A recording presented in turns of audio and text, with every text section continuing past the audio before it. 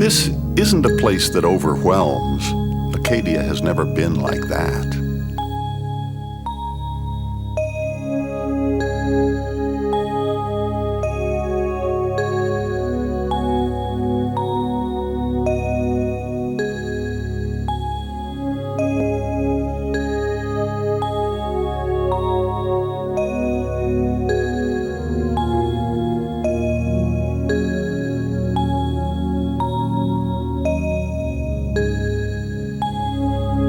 Among national parks, it is small, possessing no single spectacle, no Old Faithful, no Grand Canyon.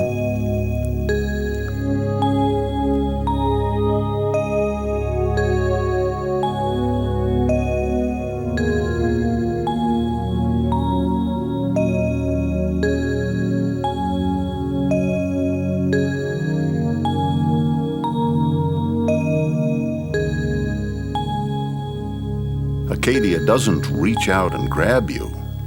It invites you in to explore its small secrets.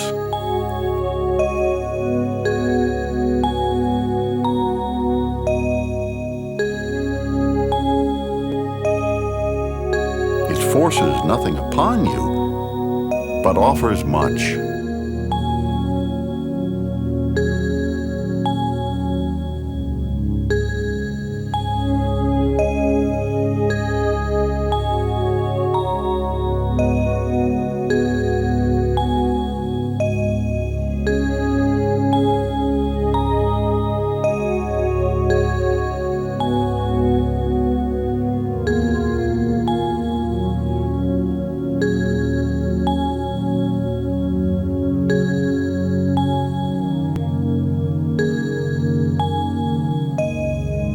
The gifts of Acadia, and they are many, are simple.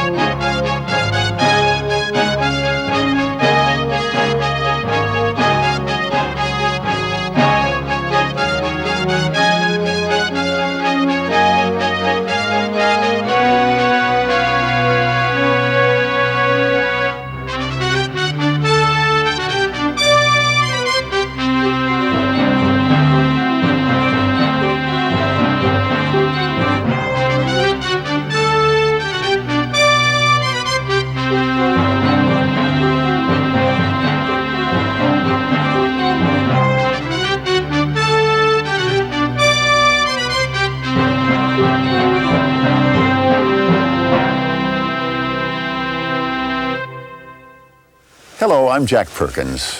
The phrase, the gift of Acadia, can be taken several ways. First, of course, it is this spectacular gift crafted by nature. But second, it is also the gift given to us by people, men of exceeding vision decades ago. Third, it is a gift that if we are fully to appreciate this place, we, with some effort, must give ourselves. And fourth, it is a gift that we then are called upon to preserve for those who follow us. Begin with nature. Start with the sea.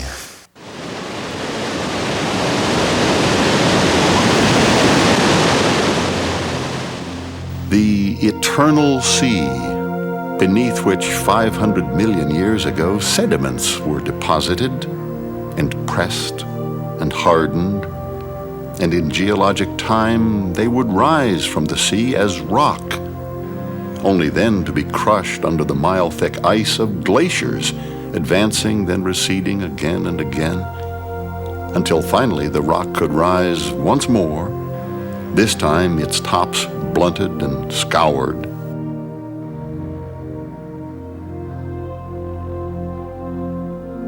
Some still held by the sea and called islands.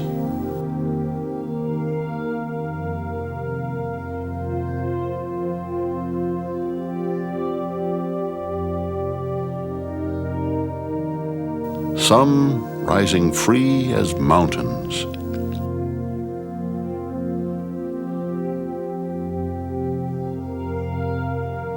By some measure, these may seem nubby hills, but in fact, that upthrust of granite called Cadillac, its wrinkled, bald head gazing out at the sea from 1,530 feet up, is the highest mountain on our nation's east coast.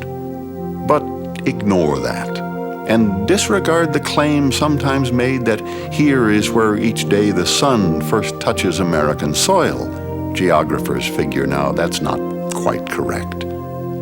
So forget those, but that's all right, because Acadia is not a place for superlatives. On the contrary, Acadia reminds a society sated with superlatives, highest, biggest, fastest, richest, that there are other, better values. The value of solitude, and in solitude, contemplation.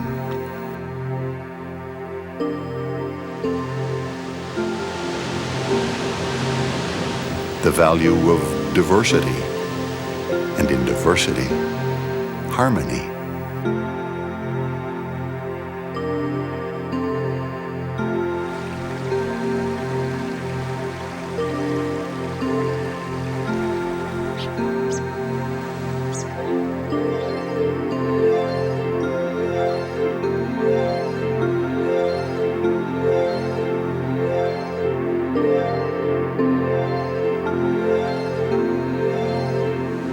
Acadia is a meeting ground where the irresistible meets the immovable and patiently will move it, where monarchs of sky meet monarchs of sea,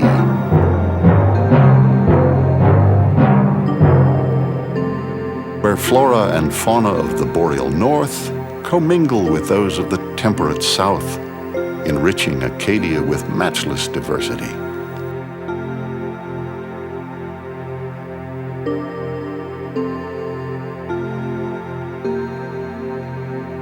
Where season meets season meets season, and in their timeless turnings echo other main voices.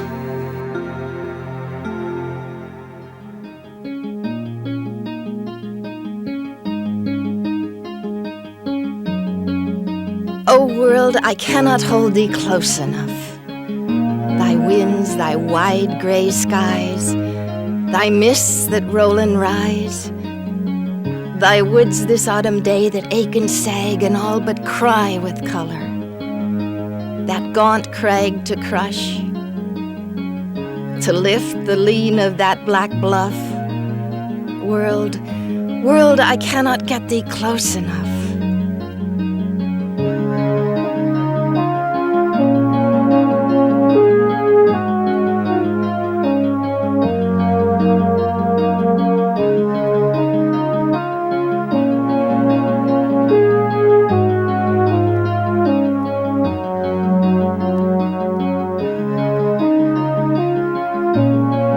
Long have I known a glory in it all, but never knew I this. Here such a passion is that stretches me apart. Lord, I do fear thou'st made the world too beautiful this year. Edna St. Vincent Millay.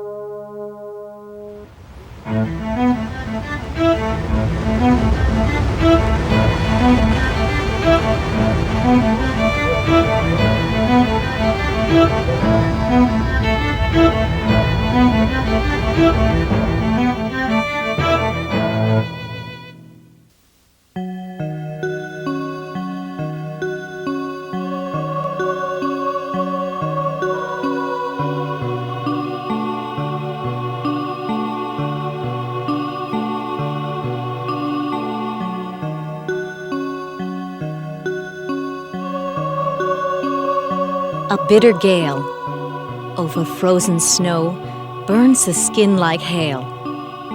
It is 12 below. Too cold to live, too cold to die. Warm animals wait and make no cry. Their feathers puff, their eyes are bright, their fur expands. Warm animals wait.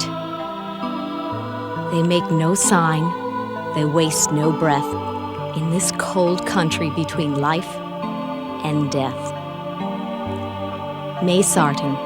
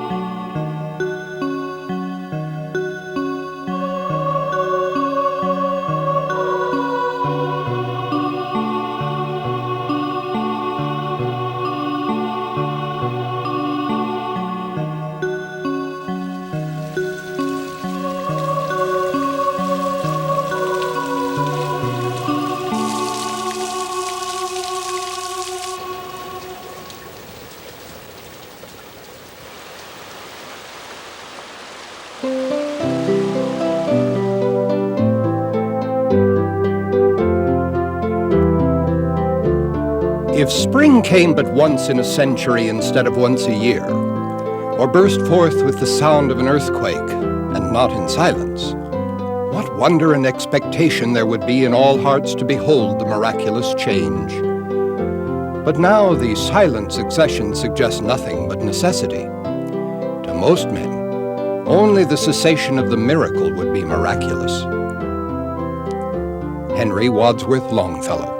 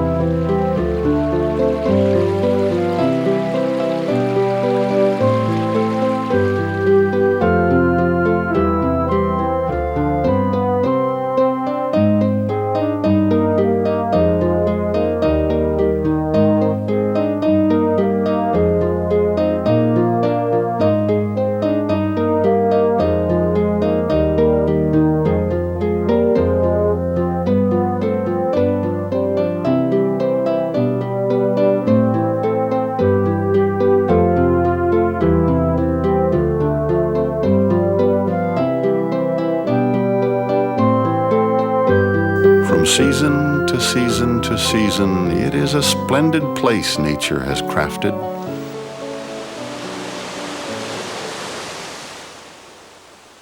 But if Acadia is a gift given by nature, it is also, in another sense, a gift bequeathed us by people.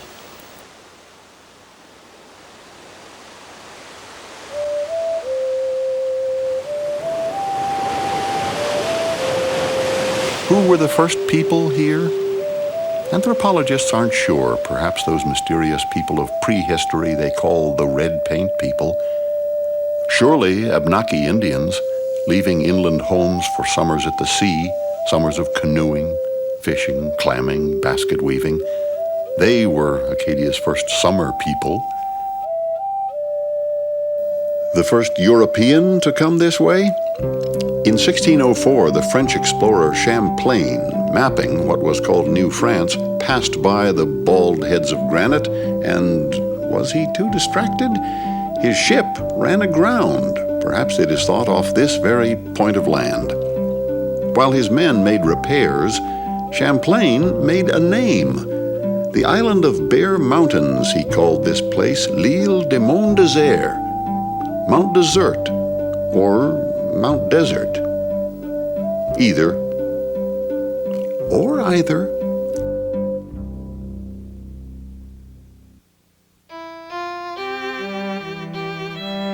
In the wake of Champlain came the first settlers, French Jesuits, soon killed or driven out by English war parties, and that was the start.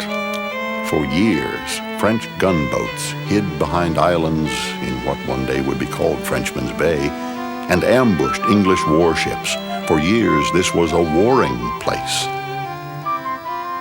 When peace came, New France became New England. But another name which French cartographers had given this stretch of coast stuck: Acadia. It was also a Frenchman who laid claim to these lands, a French commoner who had made up a nobleman's title for himself. Sieur de Cadillac is how he passed himself off, here and later in Michigan, where he founded Detroit. That was 300 years ago. His made-up name lives on. For early settlers here, life was hard. This, after all, was frontier. As late as 1790, wolves and wildcats still roamed the new town, which was named Eden. Did settlers, despite hardships, find this a paradise? If so, it remained their secret till the mid-1800s. It was artists, Thomas Cole, Frederick Church, others of what was called the Hudson River School of American Painting, who in the 1840s brought sketchbook and pencil, canvas and oil to capture Acadia's specialness as they were captured by it. Once their pictures were seen back in New York, Boston, and Philadelphia, New York, Boston, and Philadelphia began coming too.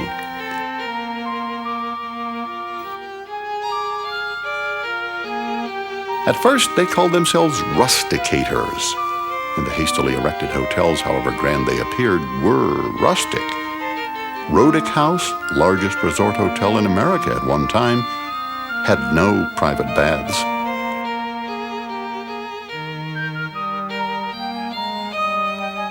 When the wealthy started building their own mansions, they still pretended rusticity and called their mansions cottages. By the late 1800s, the summer cottages of Pulitzer, Ford, Vanderbilt, Morgan, many of the richest of America's rich, made Bar Harbor society a rival of Newport.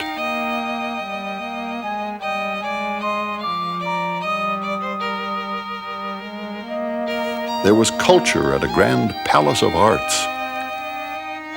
Sporting life at Kibo Racetrack, in whose infield was constructed one of the nation's earliest golf courses.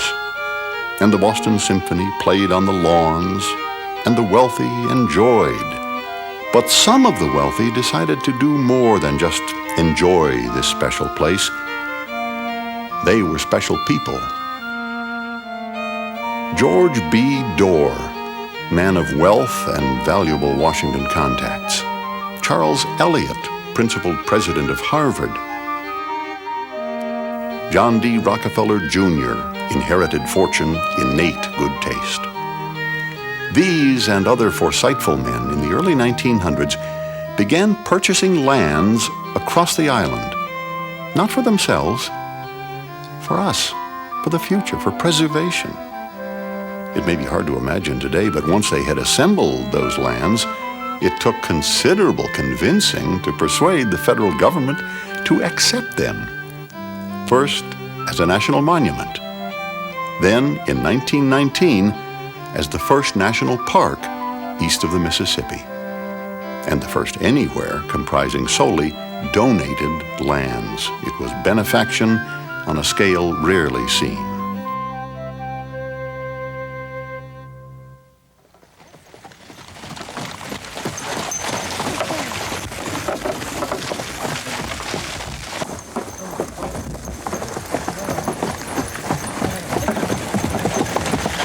In those days, it was so serene to ride to Jordan Pond of an afternoon in a surrey or cut under, have tea and popovers at the foot of the hills called the Bubbles, serene.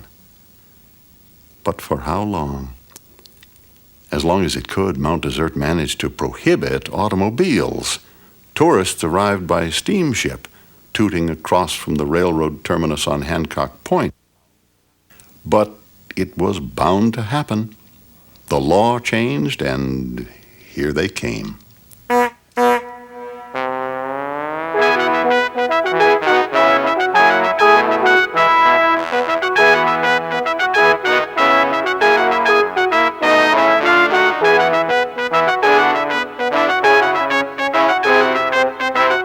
What an irony. John D. Rockefeller Sr. had sold the nation oil to fuel internal combustion. John D. Rockefeller Jr.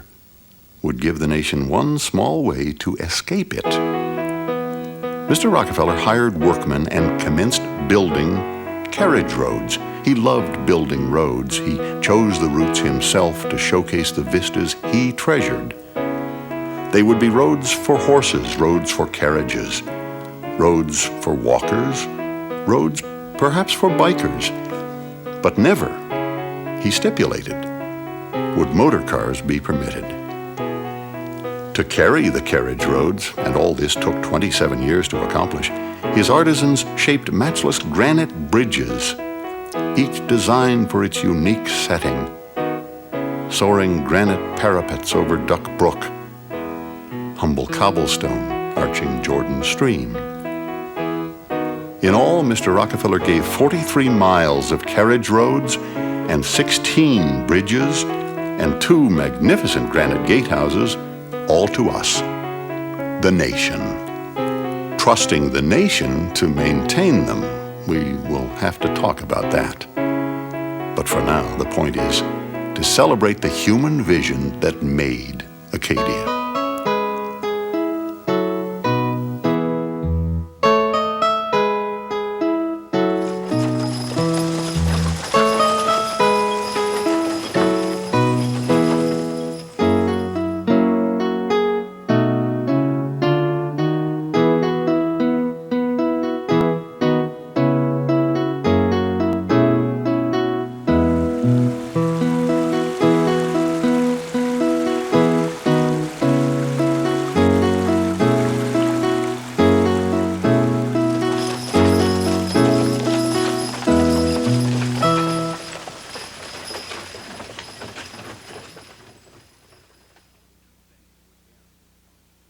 Two things would end Mount Desert's golden years. The first was man-made, the income tax. The second was natural.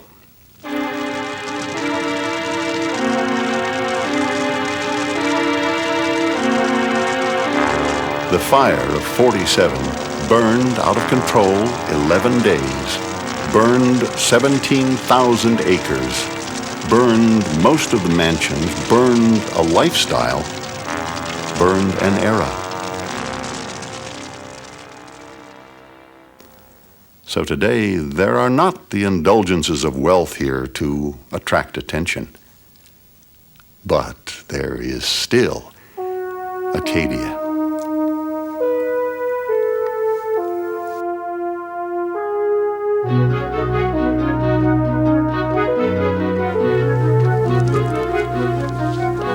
It is not easy, the hike up Precipice Trail. Some foolishly undertake it ill-equipped and fall victim, but those who are prepared and diligent can learn a great lesson here.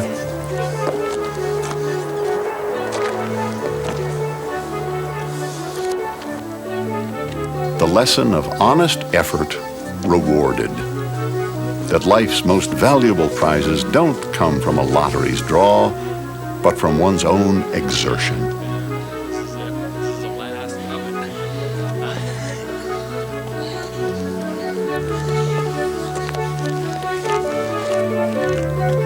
In this sense, the gift of Acadia is one that we, through our own strivings, must give ourselves.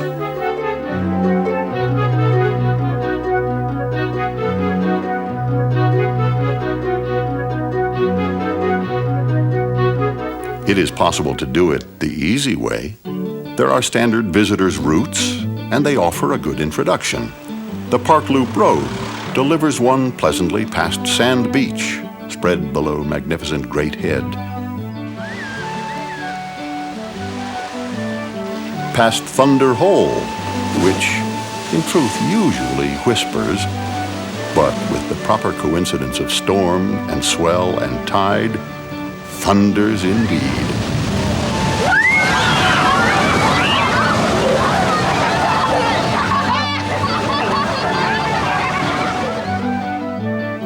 Over and around Otter Cliffs, winding 20 miles along classic Maine coast and inland through forest. Connecting with that road which climbs the rocky flanks of Cadillac. This is the route most visitors take. It gives a good overview of Acadia, encompassing the busy places where it can be hard to find parking and impossible to find solitude. But in its heart, Acadia is wonderfully unbusy places. Not all marked on tourist maps, or they would not be unbusy. But with effort, you can find them.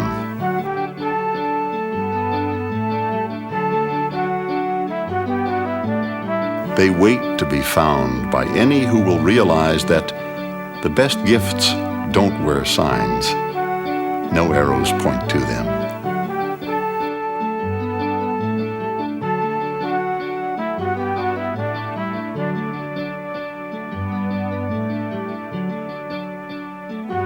They are precious private pockets of peace. They are solitude.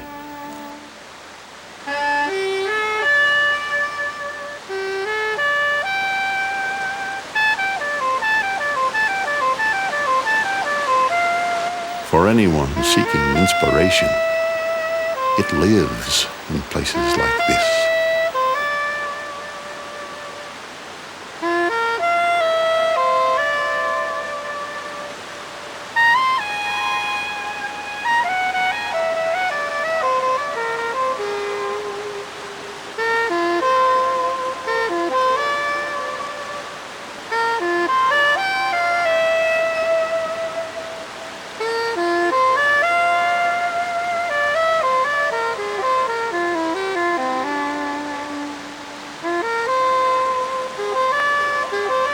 But of course, Acadia is more than chasing muses in the woods.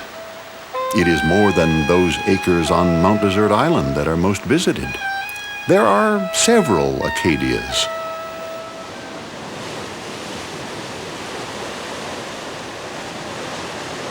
The rough, raw, rock-bound Schoodic Peninsula.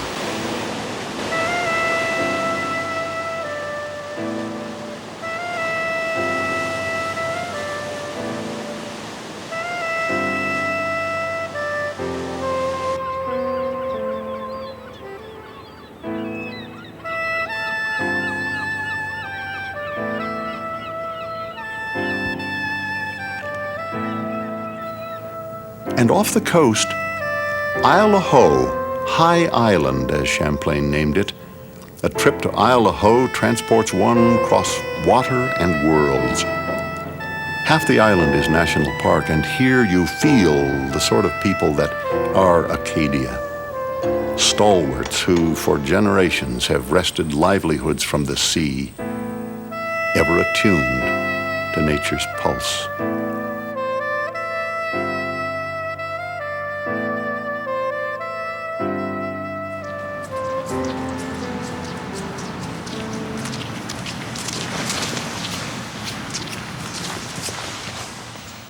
Yet another Acadia is winter. How different it is in winter. It reminds us that whatever season, a way to give yourself the gift of Acadia is exert and enjoy.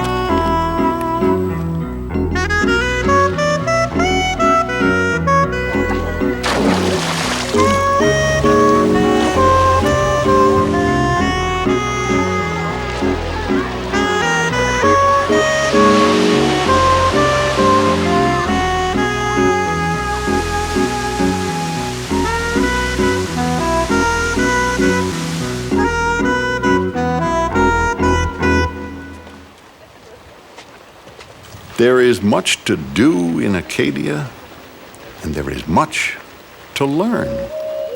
Park rangers are happy to share their knowledge. Geology, ornithology, the life of the tide pool, the stars. Choose a tour to suit your interests, or better, to develop new interests. That big rock right over there, that's a glacial erratic, as we call it. And it's believed that it was carried to the top of Acadia Mountain by glacial ice. When you remember that there might have been several thousand feet of ice covering this land at one time, carrying big boulders with them and then dropping them off at certain places along the way. Now, geologists have done some poking around in Maine, and they found that some of these erratics, such as the ones on the tops of the mountains around here, originated about 20 miles to the north of us. Sometimes they're in clusters of 2, sometimes in clusters of 3, and sometimes in clusters of 5. But it's a genetic thing, so any given species of pine will be consistent. There are 4 common kinds of pine trees in Acadia, okay? And this one right here is called a white pine. You're all sitting on the rocks that make up the coast. What is the predominant type of rock? Granite. Granite, right, very good.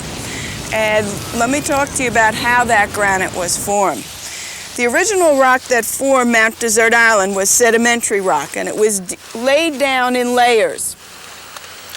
And then what happened was a large plug of magma. Magma is molten rock from beneath the surface of the earth. Came up. I've read that that plug of magma was about 8 miles in diameter. 70% of the rocks at this point would break different than you wanted them to.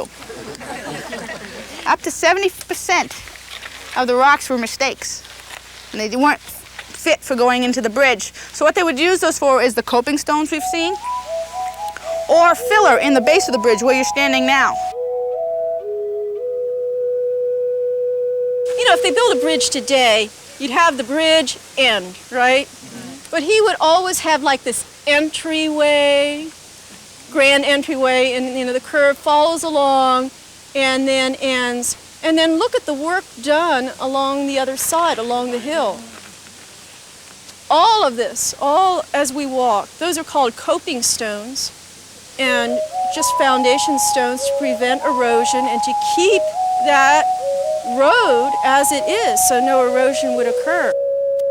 Much to learn, and the learning is one more way you give yourself the gift.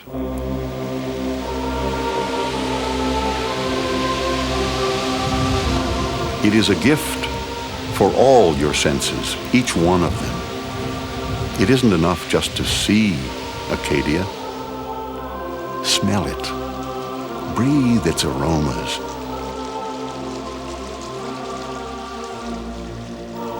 The Christmas scent of balsam fir.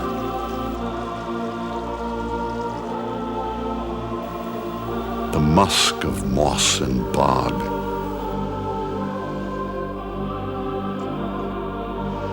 The tang of the sea.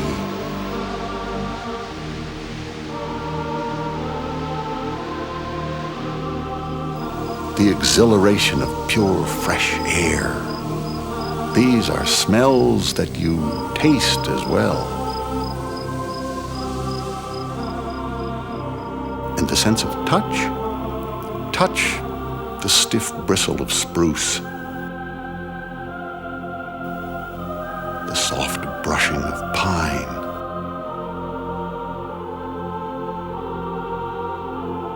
The grain of granite.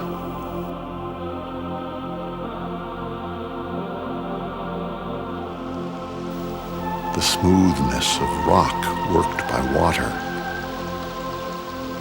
And while at water, listen. You may think you have found a quiet cove, a silent glade, but nature knows no silence. Listen to the quiet music of Acadia.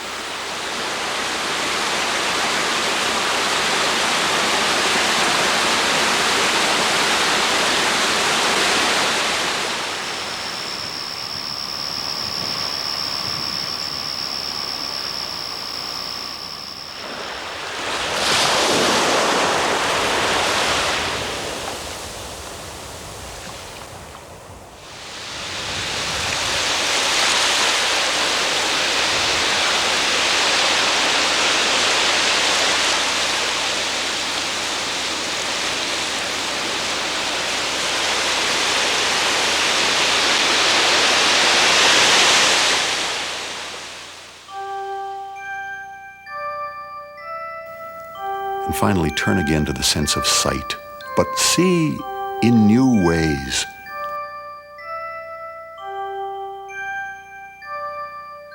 Look at color, vivid, saturated color.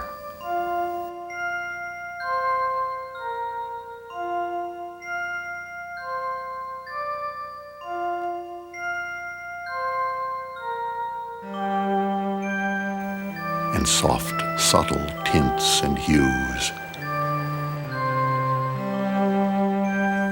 Look at color and look at light. Squint. See the mystical magic light can do.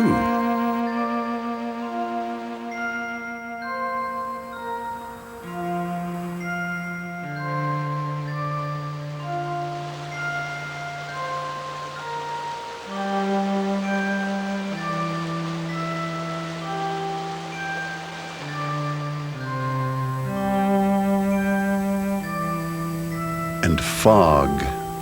See, smell, taste, feel fog.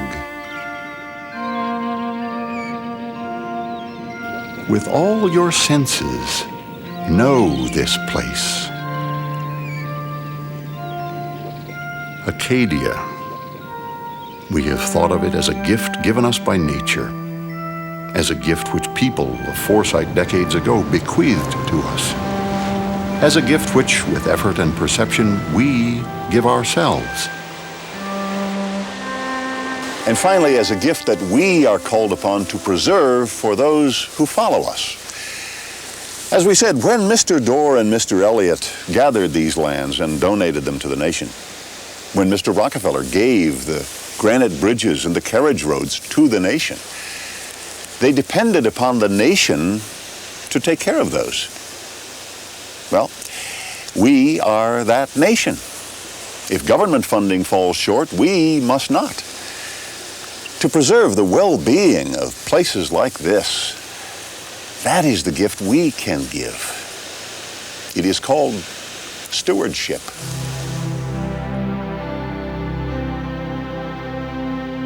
Isn't this place worth it?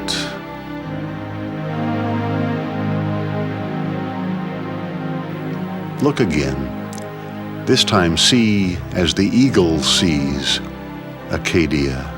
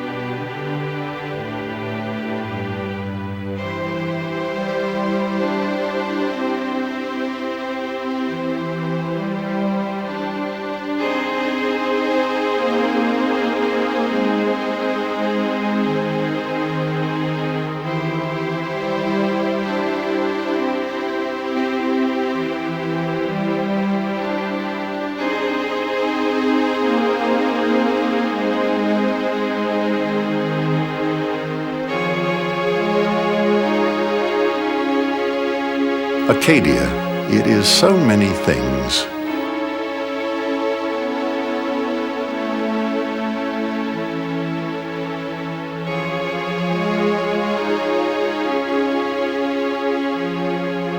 It is nature primeval, the ceaseless clash of elemental forces.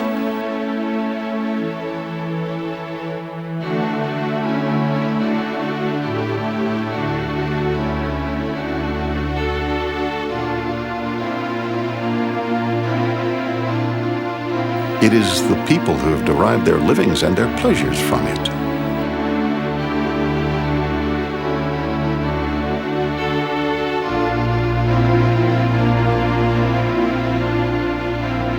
It is a place of peace and grace preserved by people of vision, needing now us and our vision. It is a place which some will know in person, others only through pictures like these and a friend's vivid recollections. But whether Acadia exists in our lives, our memories, or just our dreams, it is something we need.